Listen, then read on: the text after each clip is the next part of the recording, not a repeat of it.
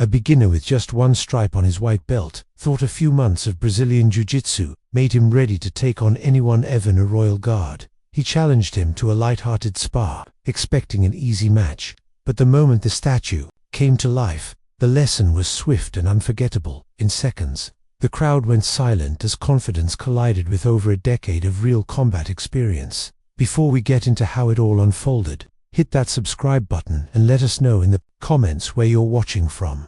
We share stories like this every single day, and what happened next is something you won't want to miss. The morning sun cast long shadows across Horse Guard's parade as tourists shuffled about with their cameras, each one hoping to capture that perfect shot of Britain's most iconic sentries.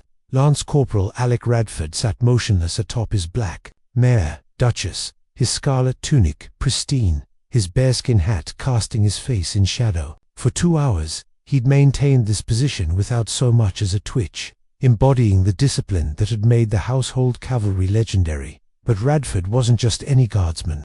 Behind that ceremonial facade was a man forged in the crucible of Afghanistan's Helmand province, where split-second decisions meant the difference between coming home and being carried back in a flag-draped box. The tourists saw pageantry. What they didn't see was a weapon disguised as a monument. That's when 19-year-old Ethan Morris arrived, strutting across the cobblestones in his pristine white Brazilian jiu-jitsu gi, like he owned the place. Fresh from his third lesson at a local McDojo, Ethan carried himself with the kind of confidence that only comes from not knowing what you don't know. His friends trailed behind him, phones already out, sensing entertainment. "Look at this bloke," Ethan announced loudly enough for half the parade ground to hear. Sitting there like he's some kind of tough guy, he began shadowboxing near the barriers, throwing exaggerated punches that would have made any legitimate martial artist cringe. Bet he's never been in a real fight in his life. The crowd began to take notice. A few tourists lowered their cameras, sensing something was about to unfold that would be far more interesting than their standard vacation photos. An elderly gentleman in a Union Jack hat shook his head disapprovingly, while a group of teenage girls started giggling and pointing.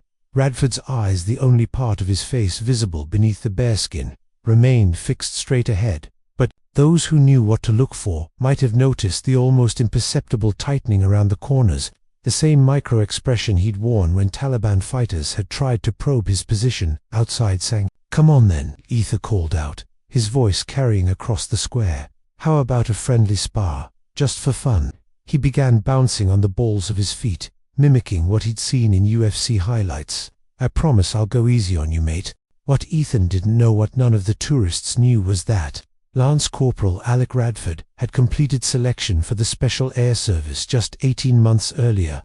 The same hands that now held ceremonial reins had once assembled explosive devices in complete darkness, had learned 17 different ways to end a human life in under 3 seconds, had been trained by men who considered violence not as a last resort, but as a precise instrument to be wielded with surgical accuracy. The mare beneath him shifted slightly, sensing something in her rider's posture that the crowd couldn't detect. Duchess had been with Radford for 8 months now, long enough to recognize the subtle changes in his breathing that preceded action. But still, her rider remained motionless, professional, bound by centuries of protocol that demanded absolute discipline. Ethan's friends had formed a semicircle now, their phones capturing every angle as their mate worked himself up for what they assumed would be harmless fun. "Go on, Ethan," one of them shouted. "Show him some of that Brazilian stuff you've been learning." "Yeah," another chimed in. "Bet he's never seen a proper submission hold." The irony was almost painful.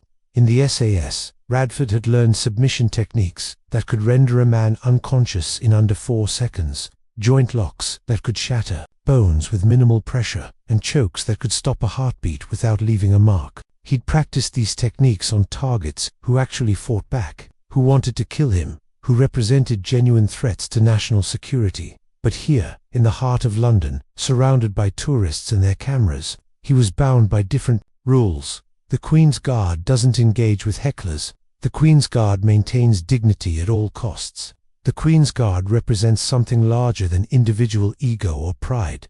Ethan took a step closer to the horse, his white belt swaying. As he moved, the pristine cotton of his GI was still stiff with newness, unmarked by the blood, sweat, and hard-earned knowledge that came with real training. "What's the matter?" he taunted, loud enough that conversations around the square began to pause. "Cat got your tongue? Or are you just scared?" A ripple of uncomfortable laughter ran through the crowd. Some tourists began backing away, sensing that the atmosphere was shifting from amusing to potentially dangerous. Others pressed closer, their phones held high, hoping to capture something that would go viral on social media.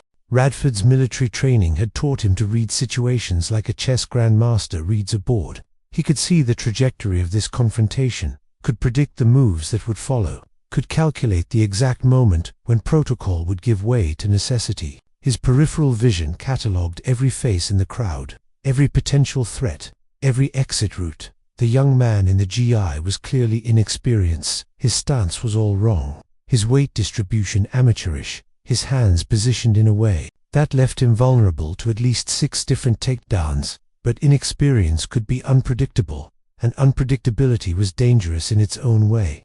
"I'll tell you what," Ethan said, now standing directly in front of the horse, close enough that Duchess's breath fogged the morning air between them. "How about we make this interesting? You get down off that horse, and we'll have ourselves a proper go. Nothing serious, just a bit of friendly competition." The word friendly hung in the air like smoke from a discharged weapon. Nothing about this situation felt friendly to anyone with an ounce of situational awareness. The crowd had grown now, drawn by the commotion like moths to a flame. Street performers further down the parade ground had stopped their acts, sensing that something more dramatic was unfolding nearby. An American tourist with a thick southern drawl turned to his wife. "Martha, you getting this? This kid's about to get himself in a world of trouble. Should we call someone?" She whispered back, but her husband just shook his head. "Let's see how this plays out first." Ethan began walking in a circle around the horse, his movements exaggerated and theatrical. He was performing now, feeding off the attention, drunk on what he perceived as his own boldness. "Look at him, everybody." The mighty Queen's Guard, too scared to accept a challenge from someone half his size. That last comment drew a few snickers from the crowd, though whether they were laughing with Ethan or at him wasn't entirely clear. What was clear was that the situation was escalating beyond the bounds of normal tourist interaction.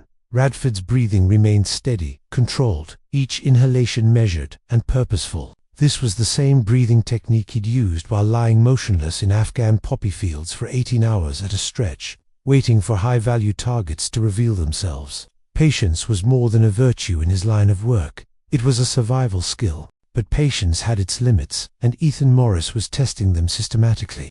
"Maybe the problem is you're too comfortable up there," Ethan said, and without warning, he reached up and grabbed Radford's boot, trying to pull him from the saddle. The transformation was instantaneous and terrifying. One moment, Radford was a statue in scarlet and gold, bound by ceremony and protocol. The next, he was a predator in motion, his body moving with the fluid precision of someone for whom violence was not an aberration but a finely tuned instrument. He dismounted in one continuous motion, his ceremonial sword somehow never tangling. In the movement, his bare skin remaining perfectly positioned despite the sudden change in elevation. Before Ethan could fully process what was happening, Radford's hand had closed around his wrist in a grip that felt like it could crush bone. "Stand down," Radford said, his voice so quiet that only Ethan could hear it. But there was something in that tone of quality that suggested vast reserves of controlled violence, held in check by discipline alone that should have stopped any rational person in their tracks. Ethan wasn't rational. He was embarrassed, pumped full of adrenaline, and performing for an audience. He yanked his wrist free with more force than necessary and immediately threw what he believed was a devastating roundhouse kick, the kind he'd seen in countless action movies. What happened next lasted exactly 0.8 seconds, though to the observers it seemed to unfold in slow motion, each movement crystalline and unavoidable. Radford caught Ethan's foot in midair with his left hand, as casually as someone might catch a thrown ball. His right leg swept forward, hooking behind Ethan's supporting ankle with surgical precision. The combination of the court kick and the sweep created a perfect fulcrum, and physics took over with merciless efficiency. Ethan went down hard, his back hitting the cobblestones with a sound that made several observers wince. Before he could even begin to process what had happened, Radford's knee was hovering an inch from his throat, close enough that Ethan could feel the fabric of the guardsman's ceremonial trousers against his skin. The silence that followed was profound. Even the pigeons seemed to have stopped cooing. Radford held the position for exactly 3 seconds, long enough to make his point, short enough to avoid unnecessary humiliation. Then he stood, smoothing down his tunic with the same care someone might use to arrange flowers, and extended his hand to help Ethan up. "In the regiment," he said, his voice carrying clearly across the Nauseland square, "we have a saying, the louder the bark, the softer the bite." He paused, his eyes meeting Ethan's for the first time. "Get up."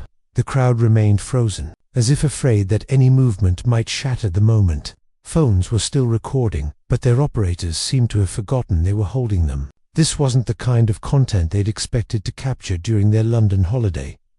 Ethan accepted the offered hand, his face cycling through a spectrum of emotions: embarrassment, confusion, and something that might have been the first glimmering of genuine respect. His pristine white GI was now decorated with dust and grime from the cobblestones, a visual metaphor for the gap between his assumptions and reality. Ethan began, then stopped, apparently realizing that anything he said would only make the situation worse. Radford adjusted his bearskin with practiced movements, each gesture economical and purposeful. He turned back toward Duchess, who had watched the entire encounter with the patience that cavalry horses learn through years of training.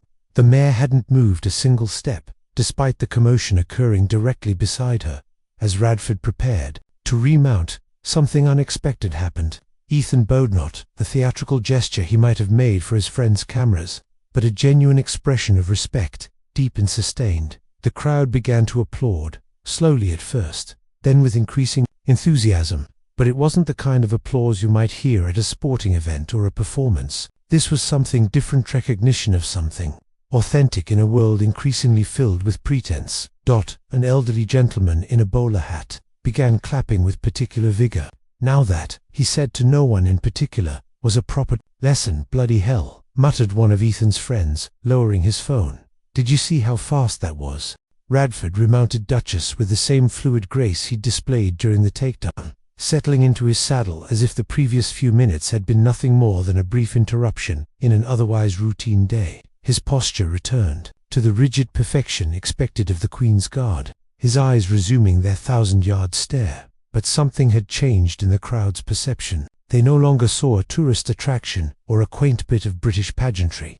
They saw what they'd been looking at all along: a professional soldier, trained to a level that most civilians couldn't begin to comprehend, temporarily playing the role of ceremonial guardian, but retaining all the skills that had kept him alive in places where death was a constant possibility. Ethan gathered himself slowly, brushing dust from his GI with hands that trembled slightly, whether from adrenaline or embarrassment wasn't clear. His friends approached cautiously, as if afraid that getting too close might somehow implicate them in their mate's humiliation. "You're right?" one of them asked, though the question seemed almost irrelevant. Ethan was clearly physically unharmed, but something more fundamental had been damaged: his confidence, his assumptions about the world, his belief that martial arts were about flashy techniques and bold posturing. "Yeah," Ethan said quietly, "I'm fine." But he kept glancing back at Radford, who had returned to his statue-like stillness, as if the encounter had never happened. A Japanese tourist approached Ethan with obvious concern.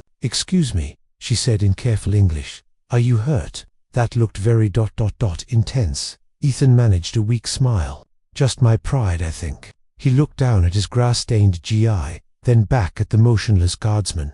"I thought I knew what I was doing." The woman nodded sympathetically.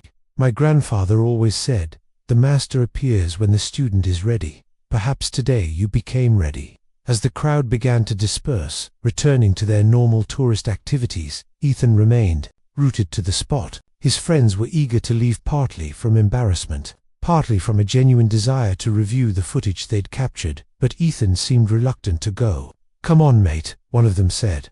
"Let's get out of here before someone calls the police or something." But Ethan shook his head. "You go ahead, I'll catch up." Alone now, except for the steady flow of tourists, Ethan found himself studying Radford with new eyes. The guardsman's stillness, which had seemed like mere showmanship 30 minutes earlier, now appeared to be something else, entirely a demonstration of control so complete that it bordered on the supernatural. How long could someone sit motionless like that? How much discipline did it require to remain unmoved by taunts, by physical provocation, by the kind of behavior that would have triggered a response in most people. And yet, when action had become necessary, the response had been swift, precise, and completely proportional to the threat. This wasn't the kind of martial arts Ethan had been learning at his gym, with its emphasis on flashy techniques and competitive sparring. This was something older, more fundamental, the application of violence as a tool of control rather than expression. A middle-aged woman with a London accent approached him. "Excuse me, love, but I saw what happened. You all right?" Ethan nodded. "Yeah, thanks. Just processing, I guess." She smiled sympathetically. "My brother was in the army. Paras, he was. Came back from Afghanistan, a different man. Quiet, you know, but you wouldn't want to cross him." She glanced at Radford. "These lads, they've seen things we can't imagine. Best to show respect." After she walked away, Ethan remained standing there, working through the implications of what had just occurred. Everything he'd believed about martial arts, about toughness, about what it meant to be dangerous, had been challenged in the space of less than a second. His phone buzzed with messages from friends who had already uploaded the video to various social media platforms. The notifications came in waves: likes, shares, comments ranging from amused to horrified to impressed. But Ethan found he didn't care about any of it. The online reaction felt trivial compared to the real-world education he'd just received. A group of schoolchildren walked past with their teacher, chattering excitedly about the horses and the colorful uniforms. To them, this was all fairy tale pageantry, something from a storybook about knights and castles. They had no idea they were looking at men who had traded bullets with Taliban fighters, who had operated behind enemy lines, who had volunteered for the kind of service that required them to write letters to their families that would only be delivered if they didn't come home. As the afternoon wore on, Ethan began to understand something that hadn't occurred to him before. The restraint demonstrated by Radford was actually more impressive than the physical technique. Anyone could learn to throw a punch or execute a takedown, but the ability to remain calm under provocation, to respond with exactly the right amount of force and no more, to maintain dignity while delivering a lesson that required a different kind of strength entirely. He thought about his Brazilian jiu-jitsu classes, where students were encouraged to tap out when caught in a submission hold, where injuries were avoided through communication and mutual respect. What would have happened if he'd tried his amateur techniques on someone who didn't recognize the concept of tapping out, who had been trained to fight until the threat was completely neutralized? The answer was obvious and sobering.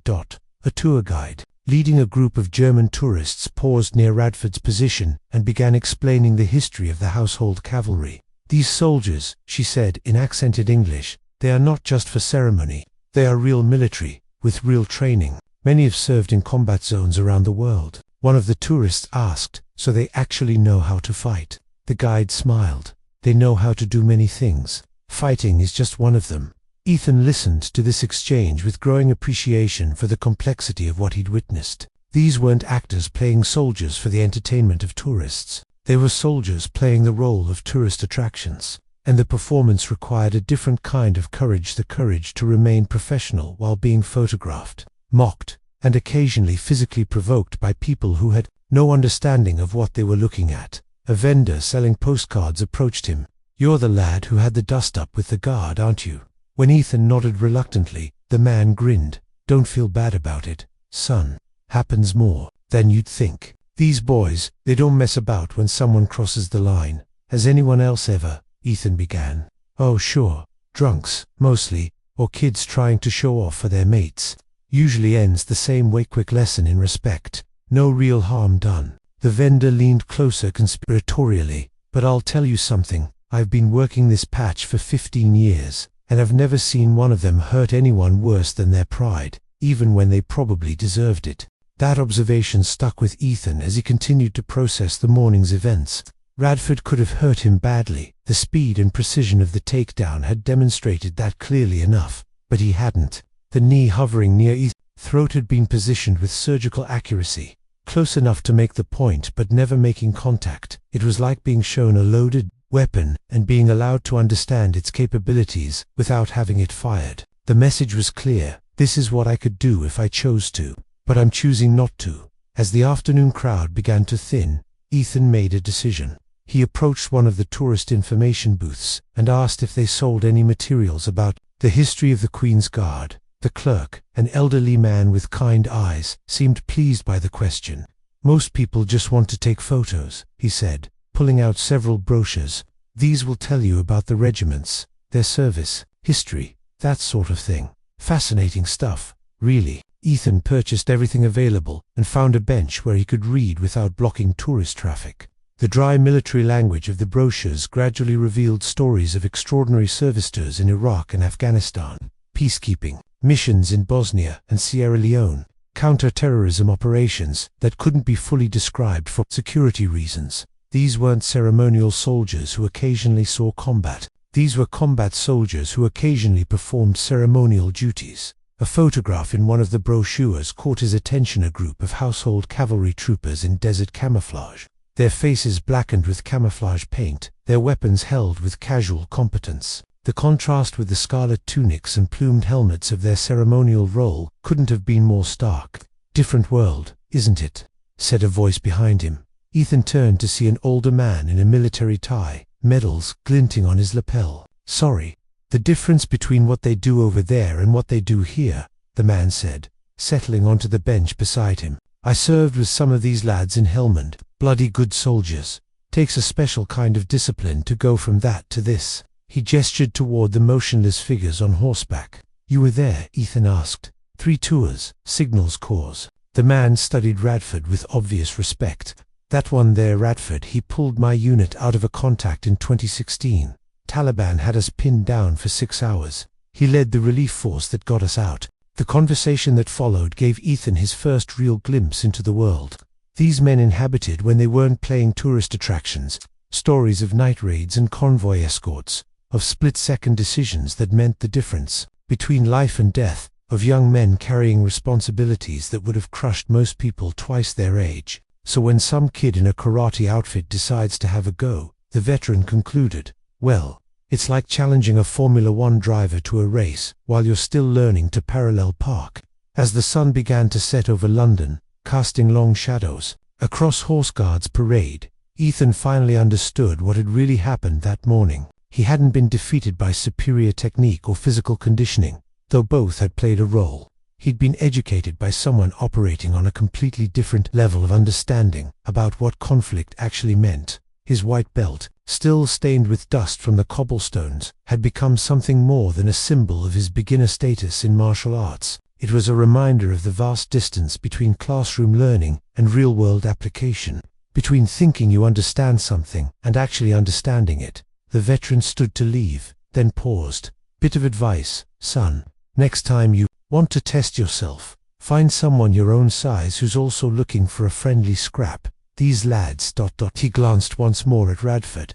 "They've got more important things to worry about than proving themselves to tourists." As darkness began to fall and the changing of the guard approached, Ethan gathered his belongings and prepared to leave. But first, he walked once more to where Radford sat motionless on Duchess, still maintaining his ceremonial watch. This time, there was no showboating, no attempt to attract attention. Ethan simply stood at attention imperfectly, but with genuine intent, and offered a proper salute. Radford's eyes shifted slightly, acknowledging the gesture without breaking his ceremonial pose. It was a small movement, barely noticeable to casual observers, but it carried the weight of professional recognition. As Ethan walked away from Horse Guards Parade, his phone continued buzzing with notifications about the viral video, but he found himself thinking not about social media fame or the embarrassment of being taken down in front of cameras, but about the lesson he'd learned about the difference between confidence and competence, between performing strength and actually possessing it.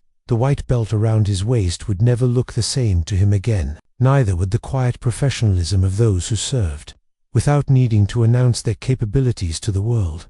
Some men, he realized, learn by listening. Others need to eat gravel first. But either way, the lesson, once learned, is never forgotten.